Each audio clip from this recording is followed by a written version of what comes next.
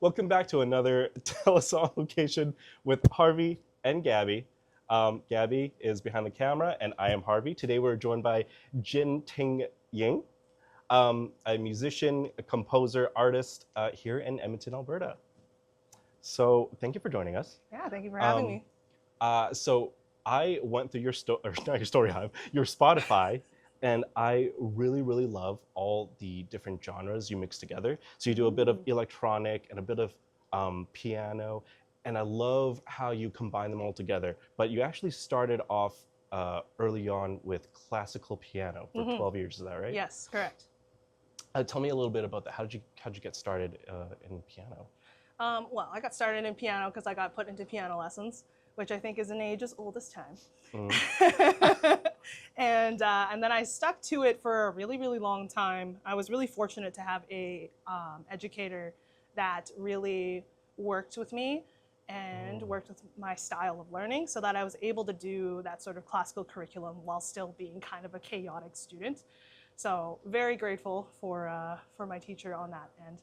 And then after doing that, I kind of I switched gears from there after that because I kind of got tired of doing classical, because classical has a reputation of not having a whole lot of opportunities for work if you specialize there and then don't expand out. So then when I finished that off and finished off my high school education, I went into McEwan University, which is a jazz program. And that's where I got my start in jazz and composition.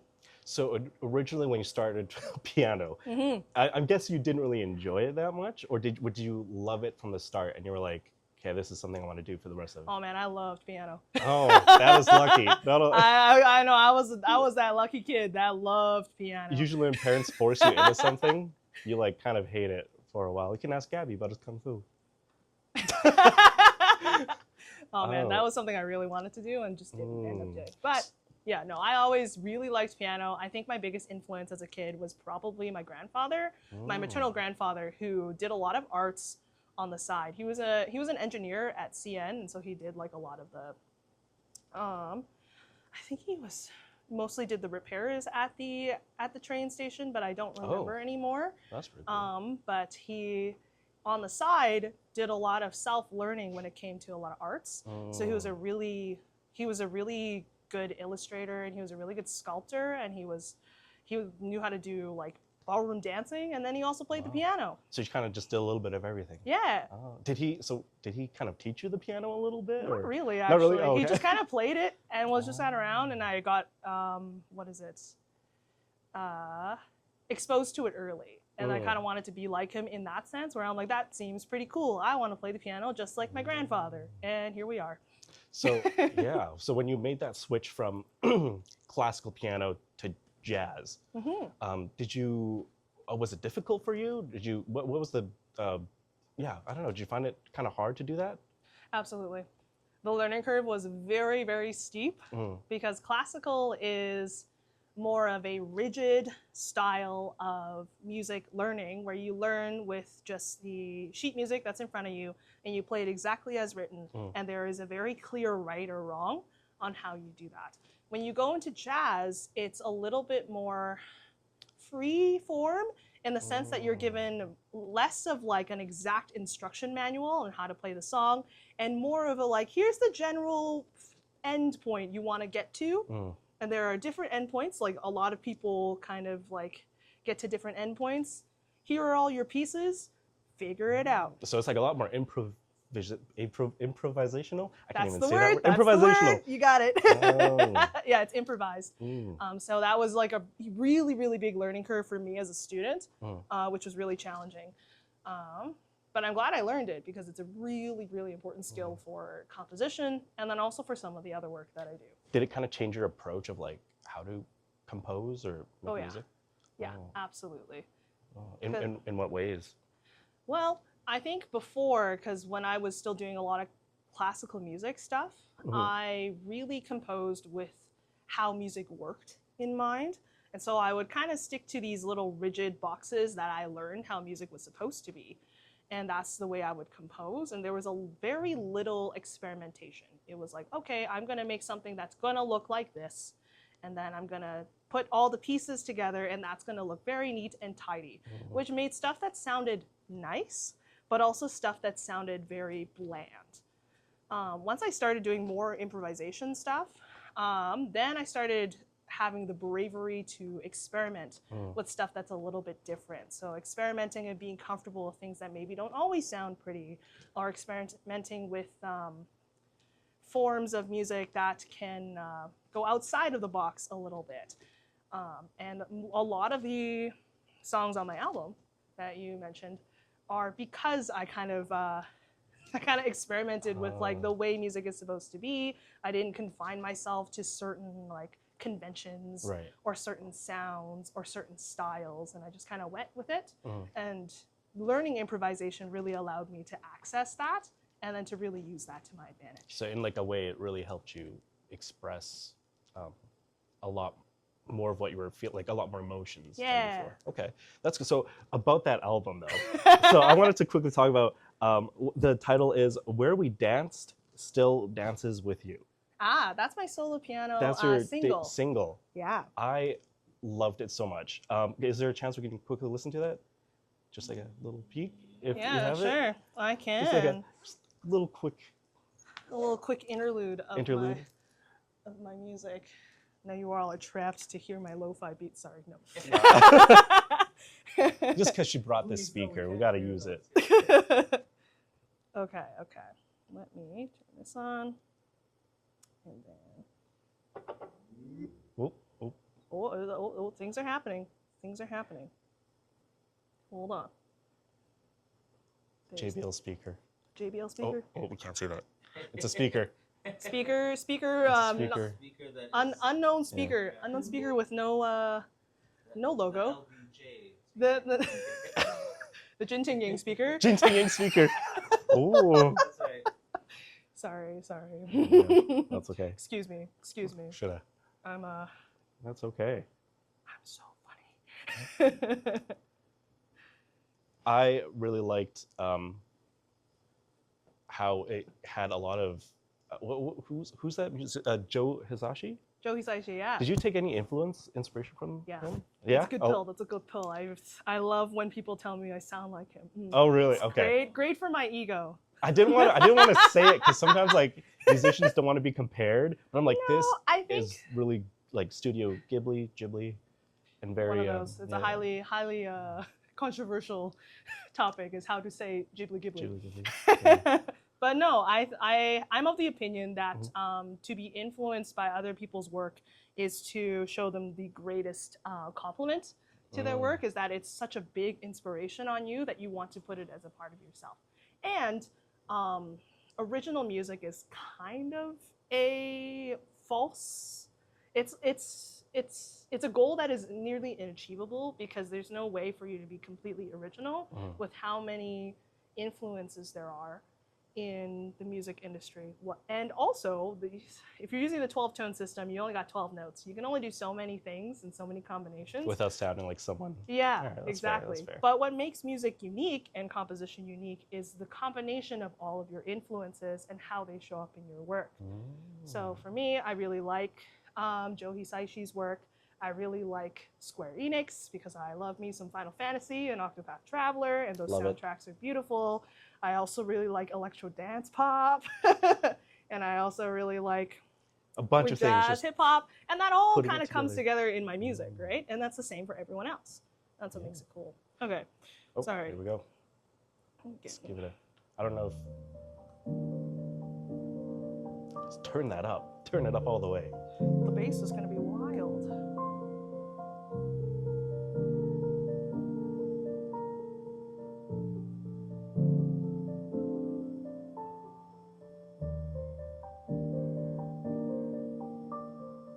I wanted to keep this going, but I'm just going to pause it there. Yeah, that's so beautiful. Thank you. Also because we can't play a track continually without anything on YouTube. Oh, that's right. We could do snippets. A little snippet. Yeah, okay. So here's the little snippet. So what was your biggest influence on that? Like, not other than Joe Hisaishi? That's the one. I think the other influence was that I was At the time when I wrote this one, so this one is probably my earliest release on my Spotify, so that would have been 2023. I was just coming back into doing some compositional work because I got kind of burnt out in my undergrad, so I hadn't really composed a lot since then, and so that was my first composition since coming back. And I wanted to write something that could show up in a video game if I wanted it to, and had the capabilities to loop a little bit. And later on in the song, actually, the meter changes. So this is some music theory nerd stuff, which is great. I love it. But Tell us more. But the meter changes a little bit, where instead of having 16 notes per grouping, I take away 4 of them, and it becomes 12 notes per grouping. But the change happens kind of subtly in the halfway point, and then it doesn't really reset itself until the very, very end, where it goes from 12 back into 16 on the same motif that you start on. So that motif that we kind of heard just now, there's that one, and then it goes into 12, and it comes back into 16. And I really liked playing around with that because it's one, it's fun for me as a music nerd, and then 2, it also almost viscerally creates the feeling of like, oh, something has changed, and I didn't realize how much it changed until it was directly contrasted with the thing it started with. I love that. I love how you said that. I know that there's a little picture that you have where it's just like a field of wind and grass, and I feel like it captivated that scene very well. How would you describe that? I read the little description we had. It was like a little bit of sadness and a little bit of happiness combined. Do you want to tell me a little bit more about what you mean by that? I think it's wistful. And I think that's where the Studio Ghibli. Sorry. I'm so serious. I'm so professional. Ghibli is... Use one of those. So we don't get sued. Anyway. Hayao Miyazaki, please. This is not AI, please. Oh, no. But it's the greatest influence of that. Mostly films like Spirited Away, especially. Spirited Away and Kiki's Delivery Service are probably my favorites of those, where it's wistful and it's kind of like settled and fantastical, but also there's like a hint of sadness, there's a hint of mourning that's like kind of hidden underneath all of this imagery that's happening. And that's kind of what I wanted to capture with that song. Which is the happy and the sad, where it's like I've moved on now, but there's still little bits of that I kind of miss and wish I still had, or things that I look back on fondly, or maybe I'm not 100% over it. There's a lot of different ways it can be interpreted, and that's the cool thing about art. I think you captivated that very well in the track. Like, I really love it. I didn't know what to expect, but when I listened to it, like, I think it's the meter change you were talking about. I did get chills. If you have a chance at home to listen to this track, it is called, sorry, what was it called one more time? Where We Dance Still Dances Where We Dance Without Still You. Oh I also forget. It's a long name. Yeah, take a listen. So you said you kind of wanted that to be part of something that might be part of a film or video game, right? I'm going to steal this question from Gabby. No, Gabby, you ask it. I feel bad. Yeah. I'm just going to project very loudly so Mike can hear it. But you said that your influences would be kind of video games, movies, very similar to art influence as well. What is a project or film or game or anything that you would love to kind of see your piece or pieces in, and why that particular game? What does it mean to you? Or film, or... Ooh. Type of media, I guess. That's a really fun question. Okay. I might have to think about that a little bit. Like a pre-existing media? I mean, it can also be like unannounced. So like, I'd love another Final Fantasy. You don't have to like tell me exactly. The next Miyazaki film. Ghibli film. Ghibli film. Ooh. I mean, it's hard to say. because there are a few projects that I am on, like film-wise and game-wise, that I've been asked to be on that kind of almost fill that niche for me already. That is so nice. Which is really exciting, but they're all under NDA, so Oh I no, we can't can't talk about it. them. Oh, man. Can't talk about them. Okay, So, all right. but We'll skip what it. I can say is that it is really, I'm really excited to work on all of those things. And the reason why I'm super excited is because a lot of those projects have really strong emotional cores. And that's something I really like to focus on with my compositional work, is to really pull out what that emotional core is, and then what does that emotional core sound like, and how can I pull that feeling from listeners to either enhance the narrative or enhance the gameplay, things like that. I think the game that I would love to do that with those emotional cores is probably Octopath Traveler. It's my favorite. The second one. I've heard about that. I don't know what that is. The second game is so good, and the soundtrack is absolutely stunning. The character themes in particular, the composer for that game is really, really intelligent and really clever, and down to the instrumentation and the way that those instruments are playing really tell the story of each of the characters that you follow, and you don't realize it until you've played through their stories in their entirety. But the theme foreshadows it the whole time, which is insane and incredible. I love it. Great piece of work. Yeah. Play Octopath Traveler too. I'm gonna remember that too. I love in games, and like especially games when the music is almost part of the game itself. Oh yeah. Like I feel like a lot of games would be completely different without the, like Halo, for example. The sound, like I feel like the soundtrack makes the game. Yeah, yeah. It doesn't feel as like ominous without yeah. that title screen track for sure. Yeah. So you've also performed at a lot of places too. Is that right? And I think it was like retirement homes even. And what were some other places that you performed at? Ooh, So you did some big, not just retirement homes. That's my biggest breakout role. Catch me at the retirement home. Just that one. Spear Center. Copyright. Oh no. Retirement home.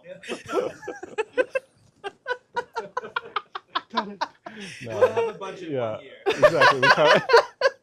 But you've done like Spear Center, retirement homes, and like just a bunch of places. Like, did you have one specific place where you're like, this is where I want to perform? Ooh, oh man, I don't know if there was a particular venue that really struck me as like I want to perform here all the time. But I am very fortunate to have performed in a lot of places. Like Harvey said, I did the Spear Center. That was with a choir. We did the Messiah, which is a huge piece of work. We learned it in a month. It was really hard. Oh my God. And that hall is really beautiful, and I really like it. I've also performed in Chianti's. The most recent one is at Chianti's with Skirts of Fire. I did the stage at Together. That's Emily Chu ran. And then I've also done a couple of shows with the theater company that I'm a part of at the Grindstone. So I do a lot of different things, a lot of different kinds of performances. And all of the venues are really fun. But I think just being able to perform is what I like the most, and less about like where I'm performing and who I'm performing to, and more about the people I'm performing with and why I'm performing. That's why I like it. Is there a favorite audience that you? Oop, yes. A question from Gabby. Question from the audience, guys. Yes. A question from me. As artists, often we have this feeling of imposter syndrome, and as we go through things, for us, like we try to do a lot of like film, and we're like, "Am I a filmmaker? I don't know about that title, yada yada, and so forth." What was the first time where you either like performed or created that you felt like you kind of shed that and felt like, I am a musician, I am an artist? Ooh. Do you remember it, and what was it? Ooh, that is a good question. Very deep question. Great question. So this is good what job. it's like. Sometimes I'll ask like Why you gotta do yourself anyway, like I'm that? sorry. Live on air. No, I love it. Did you want to answer the imposter it's okay. question? Yeah, question? You can both. Every time. Oh. Yes, I'm interviewing you both. Yeah. You first. Okay. Yeah. After you. So I, so something my husband talks about all the time about me is that I have unfounded audacity. Unfounded audacity, unfounded confidence. And so whatever I say that I am, a lot of the times I don't spend a lot of time unsure about that sort of title. In terms of being a professional, I think I started feeling that way once I started performing with, started performing more frequently in a paid sense. And then that's when I started taking on the title of professional musician, but I always felt like I was a musician. Artist is a more tricky one because I know artist is a highly, what is it? Encapsulating idea? Kind of. It's more like it's a very, it's a highly contested idea for musicians. Contested? Yes. Because in the music industry, there is like a lot of debate on whether musicians are like tradesmen or musicians are artists and where that line kind of lies. And so there's a lot of discussion on that, especially because when you train to be a musician, it's like training to become a tradesman, like a carpenter, because you spend so much time doing the very specific fine motor skills to ensure that you can perform the task and perform it well. And then I guess it's closer to like an athlete, where you train and you practice and you rehearse and you do all these things and you get up there and you perform the show, you do the game, and then that's it. But where the debate comes is like, is that artistic in any way? It's strenuous, and it is still very impressive that those people, myself included, I guess, that we that we spend all that time working on these sorts of things, right? But then is that art? Does that count as art? Are we making art? Is it worth pursuing it in such a way? So I think artist as a title was something that I wasn't sure about until I started making my own music. And then I was like, okay, I feel like I am an artist when I made this song, which would have been They Call Me Madam Butterfly on my album Black Silk Living Eyes, which came out last year in November. Yeah. That one I wrote in my undergrad, and it took a poem from a poet in Las Vegas who I'm still in contact with now. She sent me her book like 3 times, like 3 different books. Wendy Chen, right? Yes, Wendy Chen. Cool. Shout out to Wendy Chen. You're the best. You're so cool. I hope she's watching. But yeah, and I used that poem because I was so inspired by her work. And I literally cold emailed her through her website, you know, the ones. And I was like, can I use your poetry? She was like, yeah, sure. And I got to use that to create a sort of soundscape and an image and a story. And I told that story through sound. And I think that would probably be the moment where I thought I was an artist. I was like, I think this feels like art, and I want to keep pursuing it. And that really lit the fire under my bum to really pursue that style of work and composition, which kind of led me to the album and then leads me to where I am now. Right, so that kind of line is like from when you learn to sort of do your own and express your own ideas. So what was Madame Butterfly? Madame Butterfly. Madame Butterfly. They call me Madame Butterfly. What was the process, I guess, when you, from turning poetry into music? Like, how did you go about doing that? What was your process of that? The process starts, I think, with singing it.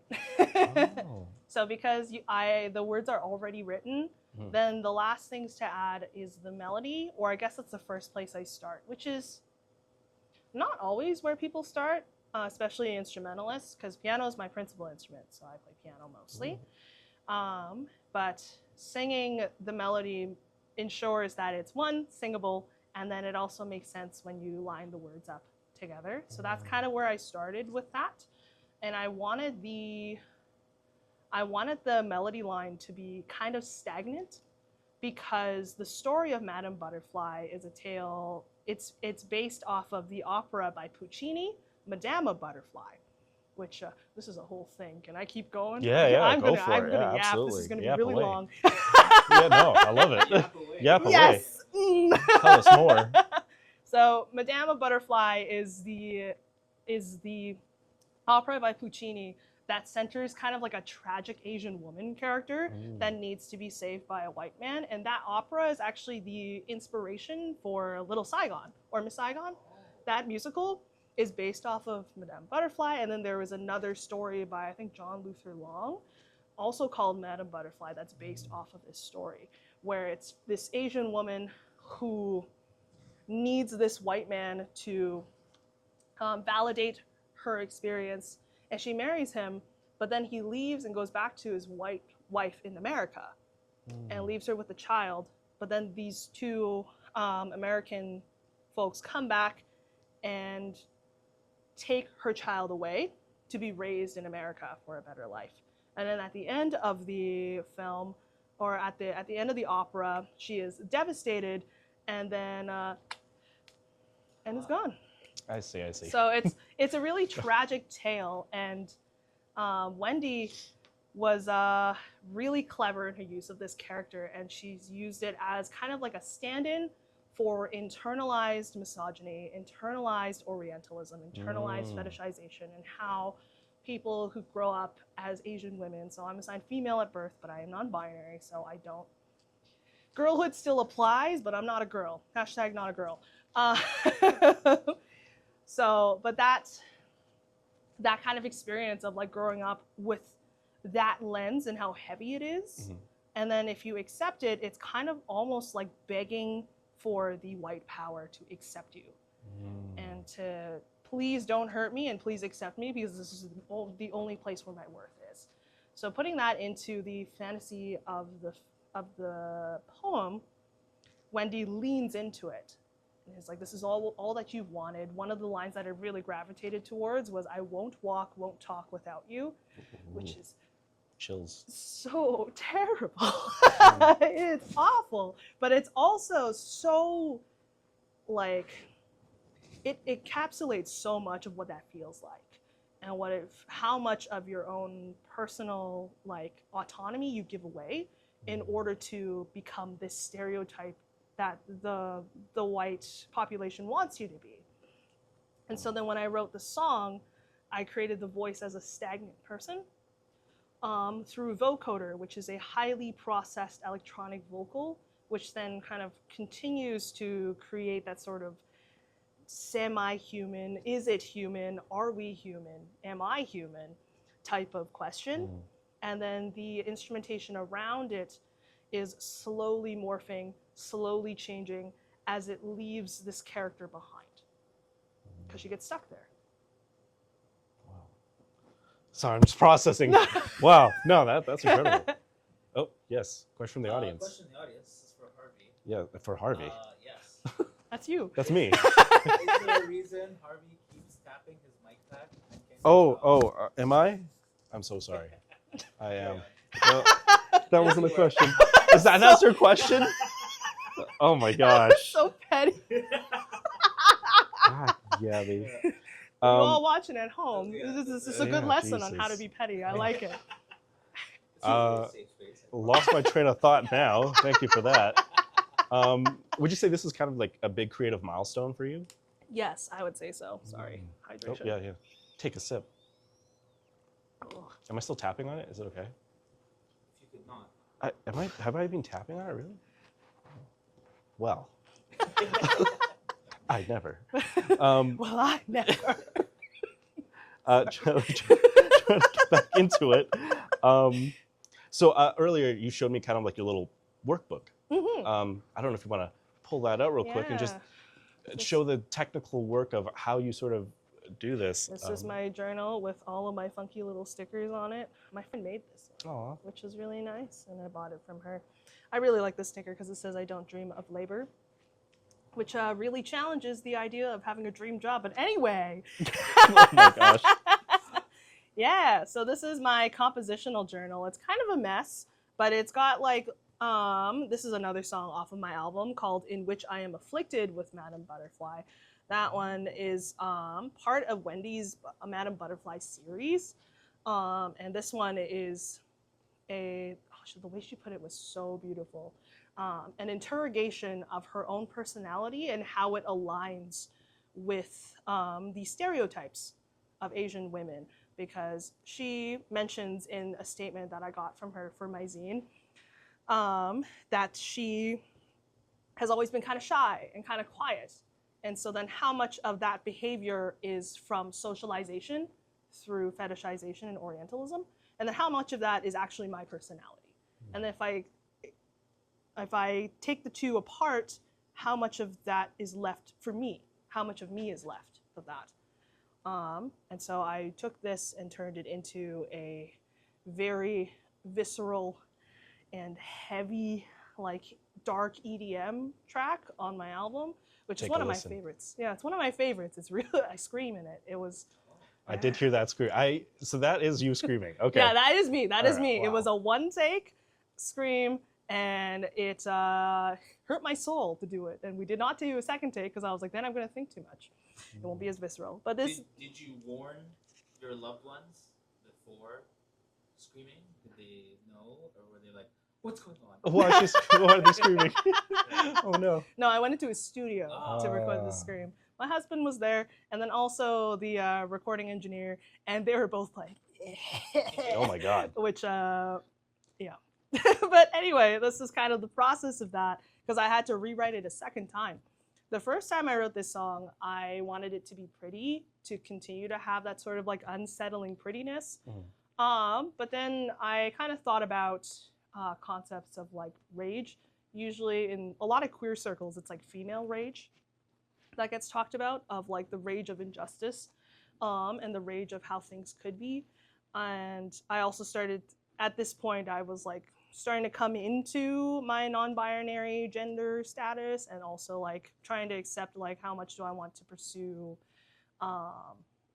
medical intervention for that, for my gender. And then also why didn't I figure it out sooner, was one of the questions that I kind of settled on with this one. Figure out sooner. It's such a, okay. Yeah, and it's because of socialization. And so then there's bits of rage that come with that. It's like if the people around me didn't hold me to this standard that isn't even what I wanted, but then I mistook it as something that I wanted to be, why do I still have this?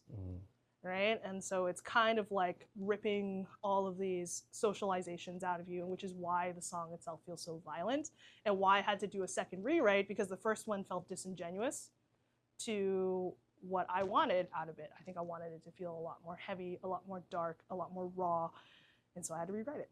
But yeah, that's this. There's the poem here, because the poem that I've written here is slightly different in form, because I've taken some phrases and repeated them. So the first line of the poem is, "If only it were so easy," but I repeat that phrase over and over and over again through the song, because that's kind of the feeling I wanted to hold on to. It's like, if it were so easy to just be myself, then what is all of this then? If it was so easy for me to just be non-binary, or if I could have been like this the whole time, why am I struggling so much, right? How much of that identity has kind of affected your, I guess, career and like work and learning and progress? Like, yeah, how much of that has been part of your music, I guess? It is always a part of my music. I'm a really big believer of you as a person informs a lot of the things that you write and a lot of things that you create as an artist. That's what makes it unique. Not what you're doing, but who you are and who is doing it. And that's what makes it unique, right? So the reason why I wanted to take Wendy's poetry, even though it's all centered around Asian women's experiences, is because like I'm not an Asian woman in the sense that I don't identify as a woman anymore. But I am an Asian woman because I grew up as an Asian girl. And I grew up with people telling me that I was supposed to be an Asian girl. And if you're an Asian girl, you have to be like this. So if you're an Asian girl, you gotta be quiet because nobody's gonna like that big mouth of yours. If you're an Asian girl, you can't be bossy because boys don't like that. And things like that. Yeah, I notice a lot of, especially in like Chinese culture and Asian culture, it's very rigidly defined of how what your expectations are, especially in like gender roles. Mhm. So I'm not sure where I was going with that. No, but you're right. you know, you're right. I mean, but I can run with that Yeah. because the I can run with anything. Yeah. Oh, that's awesome. I'm still captivated about what you said. About that. Well, gender roles is an interesting one Mm. because it's probably the biggest reason why I initially left the Chinese community and the Asian community as a whole. My Oh. family has this store here. That's where we are. Hello, Mm. welcome to my family store. It's called Ying Store. My last name is Ying. It's really good, very creative. Best tofu pie in town. So good. So Please good. come here and bother me. But even though I have this really deeply entrenched connection into the Chinatown community, Mhm. I isolated myself from it from a pretty young age, like in my teens. Because in my teens, I figured out that I was part of the LGBTQ plus community. Right? I was like, Mhm. oh, I think I'm not straight, probably. And then that community was not very receptive to it. And that, along with my pre-existing personality of being kind of loud, being kind of bossy, as they put it, it's assertive. Assertive. It's confident. And just being kind of like talkative, mouthy, and all of those other things that people would assign me as undesirable.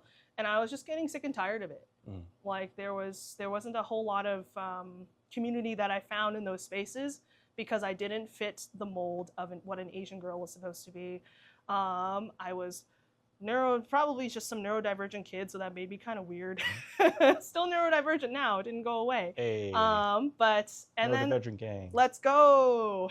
All right, sorry. Spiciness. That's right. Keep it spicy, boys. Oh. Sorry. This is great. But that's a lot of those things stacked on top of one another is really what made me like extricate myself from the Asian community. So I'm like, I don't really want to deal with this. Like, I don't want to keep getting microaggressed because I'm gay. I don't want to keep getting microaggressed because I'm not like other girls or whatever. And I don't want to be a part of this because this is not who I am.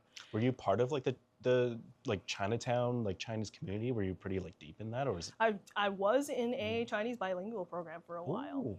And so yeah, kind of entrenched in it. I didn't do any of the extracurriculars in the area, but I kind of just started distancing myself from the community. And then when I was like an older teen and into my undergrad, I basically surrounded myself with only white people, and thus began my journey to beg for acceptance from my white peers. It's not a good look.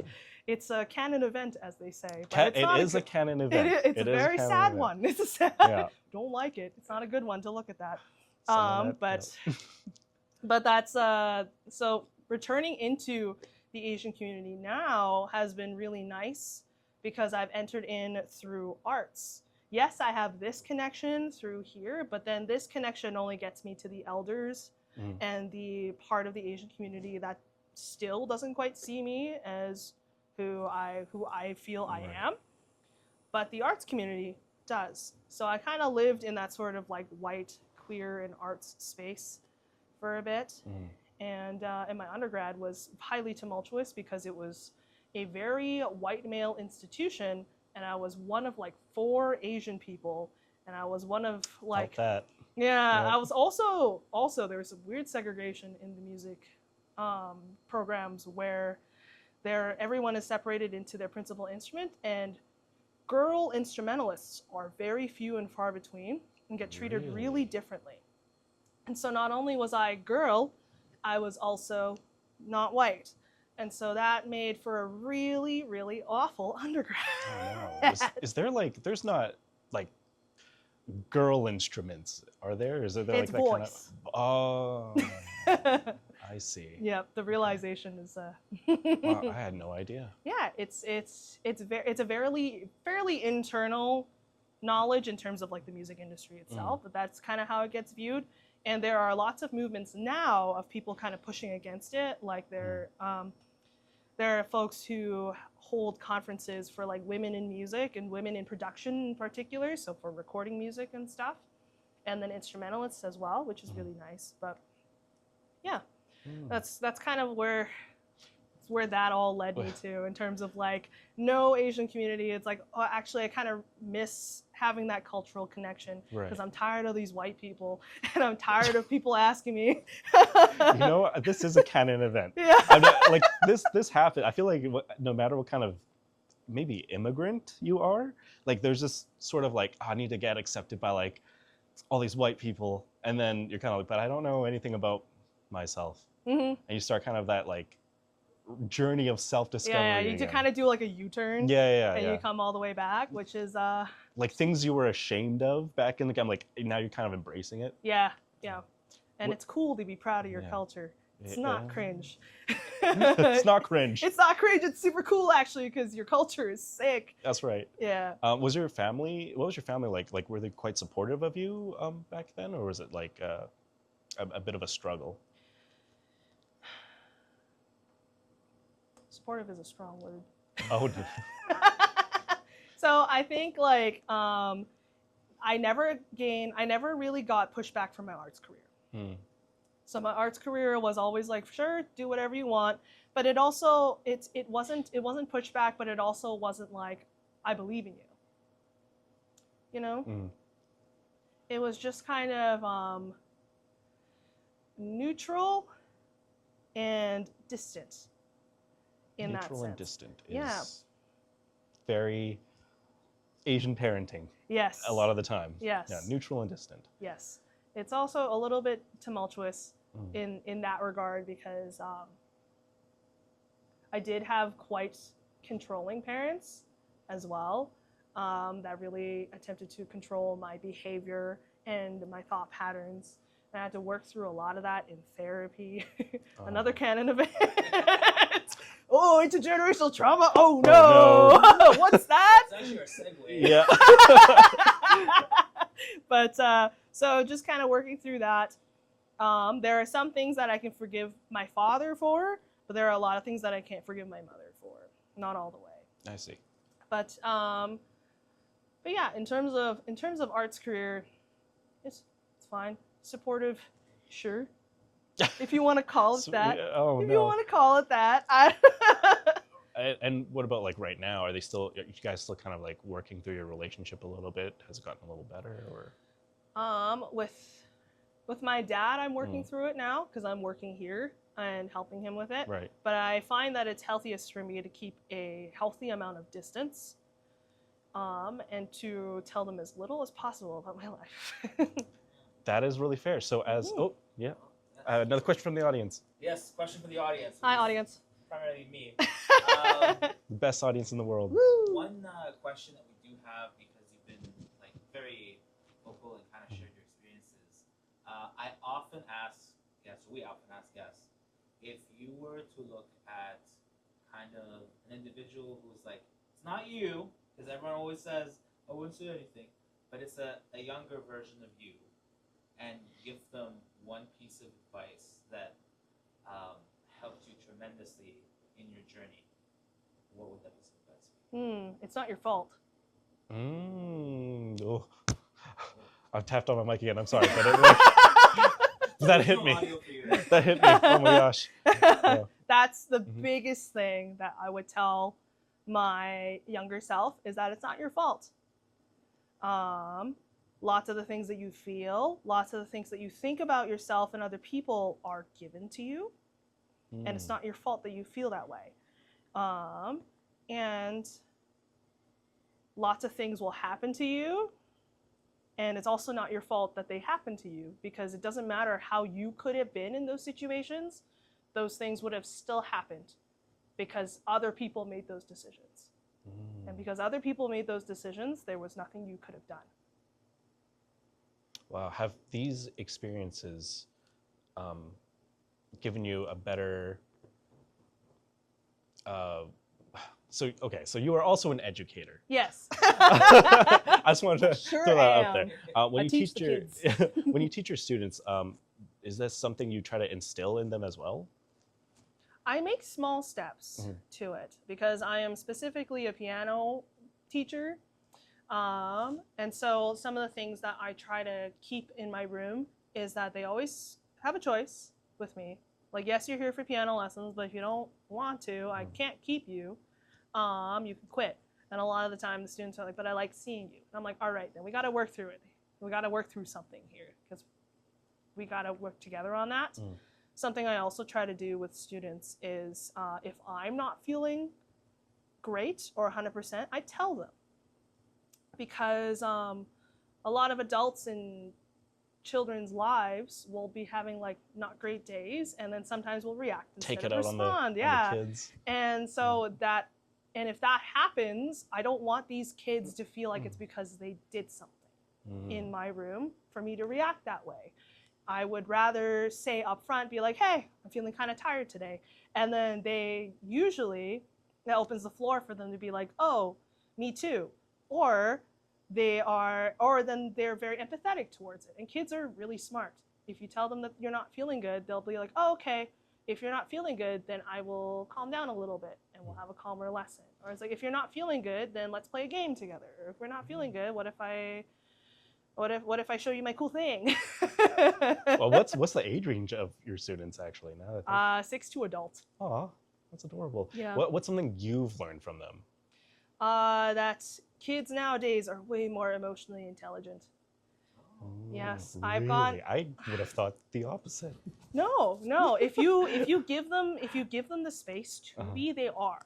And that's the biggest thing. If you view them as children who just don't know any better, they do. You just have to give them a chance to prove it. There was one student that I had who, again, that day I wasn't feeling great. I was kind of frazzled, but I forgot to tell her at the start of the lesson. And then she played something, and then I immediately started correcting her. And she kind of like stopped, and she looked at me and was like, Jyn Ting, next time I play, can you wait until I'm done and then give me corrections? Ooh. She was 6. This is a 6-year-old child. I was not like that at 6. No, but they are taught better because they are being raised by adults who are emotionally intelligent and are actively breaking cycles, which gives me hope. The kids are going to be all right. The kids are going to be all right, and these kids are all very emotionally intelligent, and the ones that are not can learn to be if you give them the space to be. Wow. Kids are smart, and they care about you. They can also be big old bums, and they're sticky. No one likes sticky kids. I keep getting them. On the keyboard. Oh. So, do you like working with a lot of kids and like students and collaborating with other artists? Ooh, I don't work with students in my work because my work is more adult, and does come with a couple of triggers, and is also kind of academic in the sense that I kind of pull from sociological theory and also pulling from some of my experiences that are not kid-friendly. So I don't work with kids in my work in terms of composition, but I do like working with kids and teaching kids, because another joy that I have is that they get to see a queer older person, and then they have that sort of like queer person of color person in their lives, and so that it doesn't feel so weird when they see other kids in their schools that are also like, oh, my pronouns are they, them, and they can be like, oh, that's like my piano teacher. Oh. Right? Or students will see my water bottle. I just show folks here. There's my water bottle. Mostly flags. If you know, you know. And then those students then discover that I'm an adult that they can confide in if they don't have that space elsewhere. So I've had quite a few students who see the stickers on my water bottle or on my laptop, because I have them there too, and then immediately come out when I meet them. And then we have that rapport because they're like, finally, a gay adult that I can talk to about my experiences as a kid. And you get it. You're someone who gets it. And these people exist. And it's not just my homophobic parents or my homophobic student, or like peers or whatever. What is your biggest advice to someone that might not identify as like just cisgender straight and wants to become a musician? Like, what would be your biggest piece of advice to them?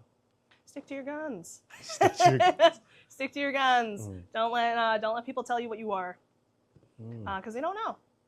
They don't know. You can be empathetic for people who are learning and people who mess up, but you don't have to let them walk all over you. Wow. I wish I had a. Oh yes, another question from the Question audience. from the audience. It's not Gabby. From not Gabby. There's tons of us here. so many. Yeah, All the many. peanuts behind That's you. right. So, you mentioned earlier that when you created one of your pieces, you felt that it was disingenuous. I had a question for you as one artist or creator to another. At what point in the creation process do you kind of, as you're creating something, go either like, I don't know if there's anything here and I'm not quite happy with it, and I've learned a lot of lessons, I'm just gonna let it go, or there's something here, it just needs to be refined better, and I can continue it. Is there a base that you work with as you create? Ooh. I think the base is poetry that I work with, and I don't do a lot of work compositional work that isn't collaborative. So because I work with a lot of poetry, I start creating immediately with something that I love, and I identify it with the emotional core of. So I think there are less moments where I am working with something and then I'm realizing it doesn't work. Sometimes I will try something different to see if it works out from there, or I'll just restart. I restart way too much. I gotta stop doing that. I don't restart that often, actually.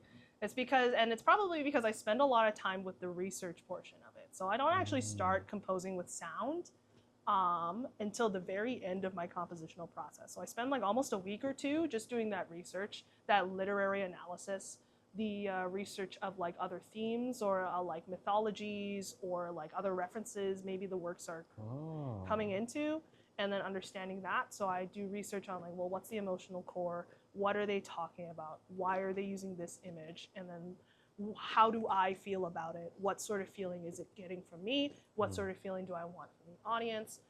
How can I get that? And then doing that sort of research. And I also do sound reference research, where if I want a specific sound, then I go, what is a piece of work that's gotten that before? What's another piece of work that is musical that gets that feeling for me? And then how did they get that? And so then I do some like backwards research on the music portion of it as well before I sit down at the piano. I'm like, all right, time for me to make the thing. And then I sit down. If it's really settled and I've done my research well, I can write the thing in an hour. Wow. If I haven't done the research super well and there's still some loose ends, then it usually takes me like a few weeks to a month. So you don't even touch the piano until you've done all this research? Yeah. Wow. Oh, I had no idea. Would you say like collaborating with these different artists and like poets, is that like your biggest creative fuel? Yes. Oh. Absolutely. Oh, that's awesome. And I think that's the strongest use for music, because music is the backdrop for lots of things, but usually is the backdrop for life.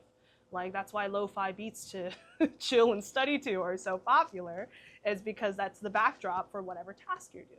Right. Right? And then movies are mostly music. Movies are mostly music, and then games are mostly music. And like outside of the gameplay and the cinematography, the next thing people talk about is the music, the sound design, the Foley. And that's because it's the backdrop for what you are seeing and is the emotional fuel for what you are experiencing. Do you do any like sound effects and like Foley at all, or is it just like all? It's all music. It's all music. Okay. You mentioned Foley. I'm like, that's really specific. It's all music. Oh. I kind of make sounds that are like in improv, especially. Yeah. I can do some sort of sound effects. Like the tinklings on the higher ends of the keys can sometimes feel like icicles if you play them in the right way. Right. Like icicles kind of like being hit. And then it feels kind of cold.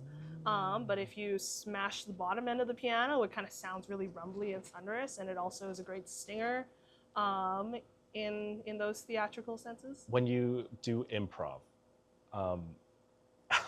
how different is it from just like performing? Ooh, it's Like- pretty different. It's pretty different, yeah. I'm not sure how you like. Is it just like, do you have a pre-planned track you want to do, and then you just sort of like watch because it's an improv theater as well, right? Yeah. So you have to really play it like spontaneously. How do you go Correct. about doing that? It's fun because I watch the show. Oh my gosh.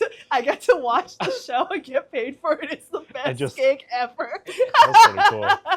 It's awesome.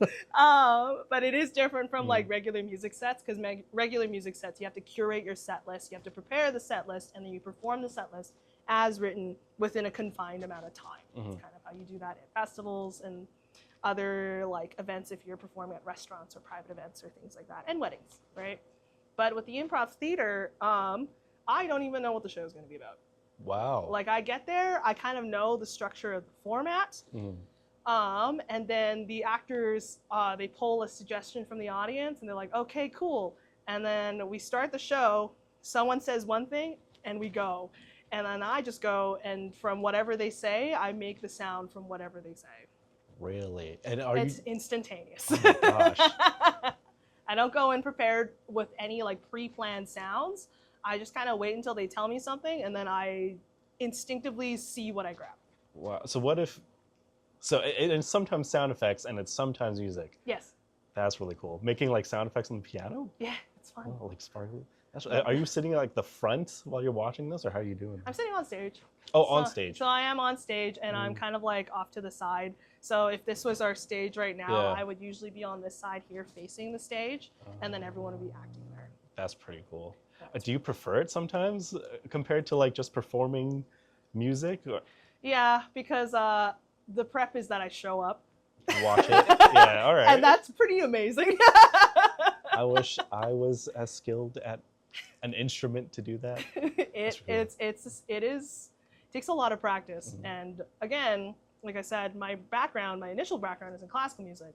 10 years ago, I wouldn't have thought I would have been able to do it. But and so do you normally, is it only piano that you play, or do you play other instruments as well? Just piano. Just piano. All the other instruments that I play are for funsies, and I'm real bad at them. What else have you learned?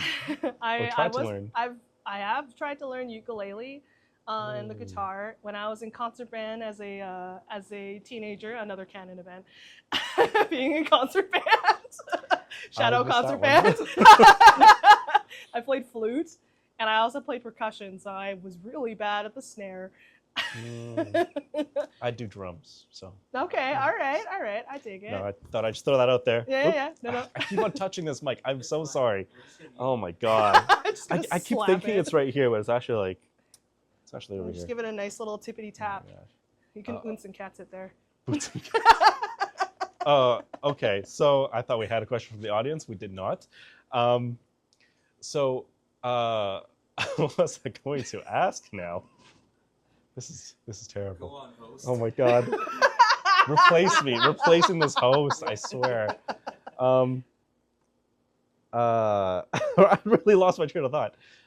Going back to it, when I'm so sorry. What was I going to ask you now? This is what Jeopardy music. Dang, I should have brought my piano. Then I could start playing it right now. Oh man. So what is your? Okay, I know exactly what I was going to ask now. Oh my gosh. What was your next? So you're done.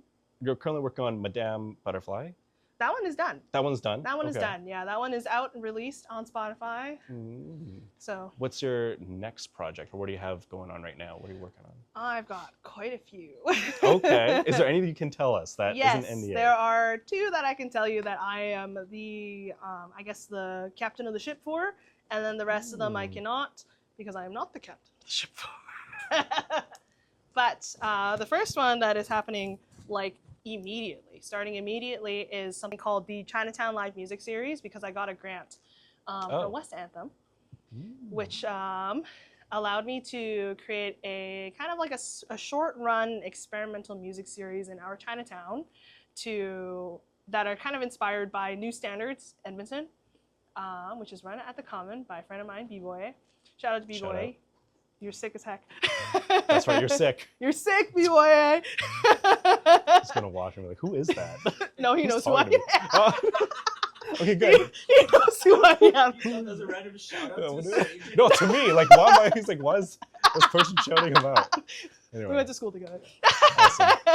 But New Standards, inspired by New Standards, and also the jams at the Yardbird Suite, where the night will kick off with a headliner. So somebody who kind of kicks off the night with a set that is semi-pro to pro, and then for the rest of the night, it's an open mic. Ooh. So an open jam, so people can sign up and perform in these smaller venues to kind of encourage the general populace to come into Chinatown for these evening events, because Chinatown, as it stands, has kind of a sparse nightlife.